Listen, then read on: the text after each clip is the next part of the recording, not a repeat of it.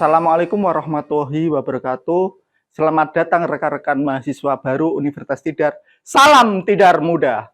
Perkenalkan, nama saya Suwandoko Esa MH, dosen program studi Hukum Universitas Tidar. Dalam pagi ini kita akan membahas berkaitan dengan pencegahan penyalahgunaan narkoba. Dalam materi ini kita akan membahas berkaitan dengan apa yang dimaksud dengan penyalahgunaan narkoba, jenis dan dampak penyalahgunaan narkoba, sanksi yang diterima bagi penyalahgunaan narkoba, dan tips menghindari narkoba. Baik, kita langsung mulai saja berkaitan dengan apa yang dimaksud dengan penyalahguna narkoba. Ya, berdasarkan pasal 1 angka 15 Undang-Undang Nomor 35 Tahun 2009 tentang narkotika, yang dimaksud dengan penyalahguna ialah orang yang menggunakan narkotika tanpa hak atau melawan hukum. Sekali lagi, penyalahguna adalah orang yang menggunakan narkotika tanpa hak atau melawan hukum. Kemudian, jenis dan dampak penyalahguna narkoba. Yang pertama, narkoba jenis depresan ialah narkoba ini dapat menurunkan kerja otak dan memperlambat aktivitas tubuh.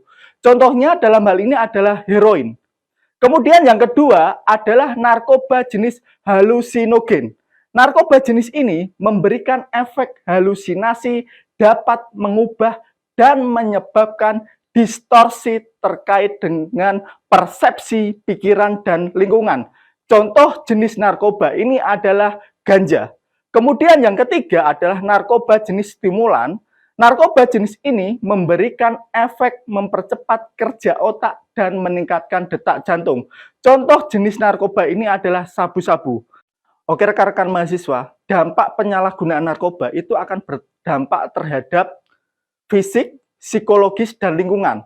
Terhadap fisik contohnya adalah badan akan menjadi gemetar, kemudian akan merasa lesu dan akan merasa lemah, sering berkeringat. Kemudian secara psikologis akan menimbulkan efek sering emosional, ya, emosi, kemudian akan menimbulkan diri sering ketakutan, kemudian tidak dapat berpikir secara logis. Kemudian terhadap lingkungan, itu akan berakibat mengabaikan lingkungan keluarga maupun mengabaikan lingkungan masyarakat. Itulah dampak penyalahgunaan narkoba.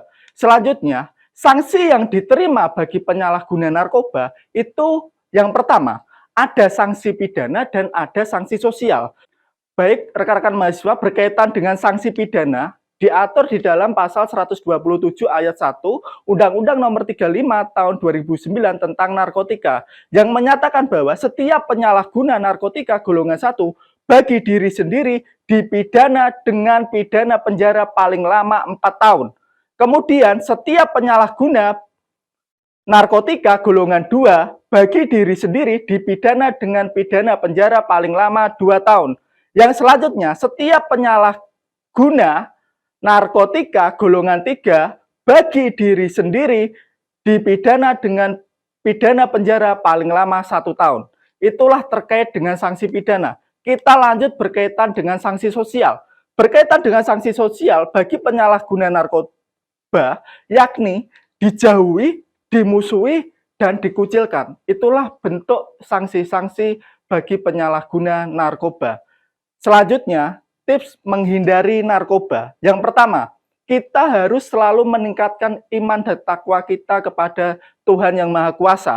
Dengan hal ini kita dapat terhindar dari perbuatan-perbuatan terlarang yang dapat merugikan diri sendiri maupun orang lain.